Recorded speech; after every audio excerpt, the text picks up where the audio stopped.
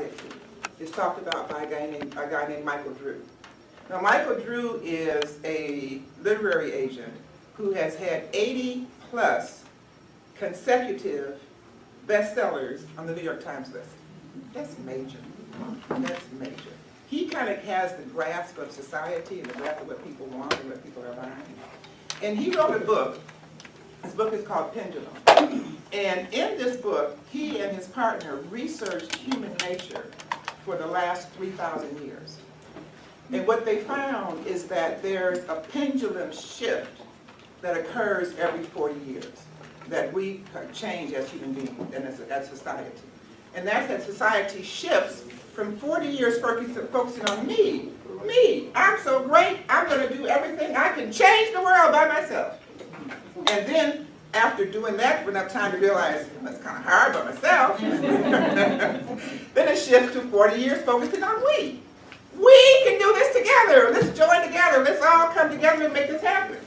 And then we get tired of the group, and we go back to the me. So where are we right now? Right now, we're on a we, exactly. Right now, we are in year, I think, 15 or 12, year 12 in the we cycle. Started in 2003. And the way Michael Drew explains it is that in this 40-year time period, the first 10 years is the transition time, transitioning from me to we. Then the next 20 years is deep into that concept.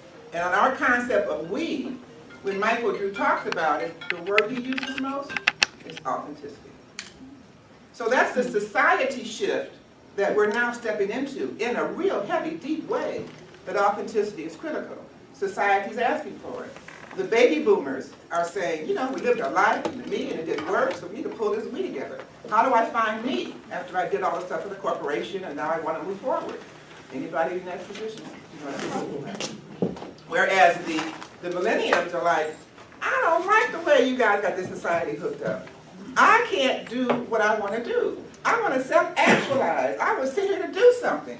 So they've taken Maslow's theory, which some of you may know, where he talks about self-actualization. We all want shelter and food first, and self-actualization last.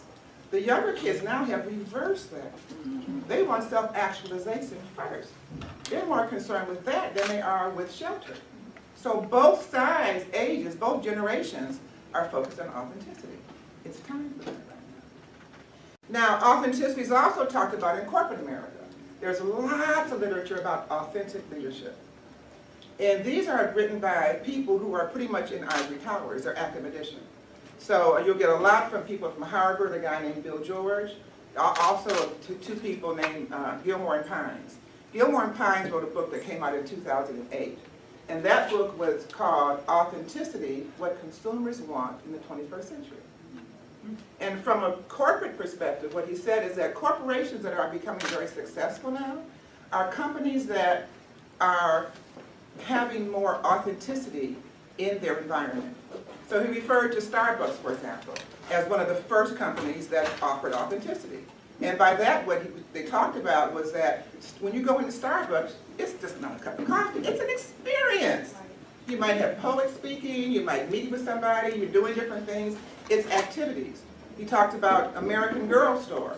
If you know about American Girl Store, you can take your daughter or granddaughter there, and they come and they pick a doll that looks just like them. And they get to pick all the decorations all the way to make the daughter up, make up the doll so that it becomes a replica of who they are. It's an experience. They talked about Disney and how Disneyland and Disney World draw you in. They open their stores. The store is bombed because the stores were not an experience. It was just a store, like any other store. So the idea of experience is really important now. And what they're talking about in terms of authentic leadership is that what authentic leadership is about, the foundation of it, is self-awareness and knowing oneself.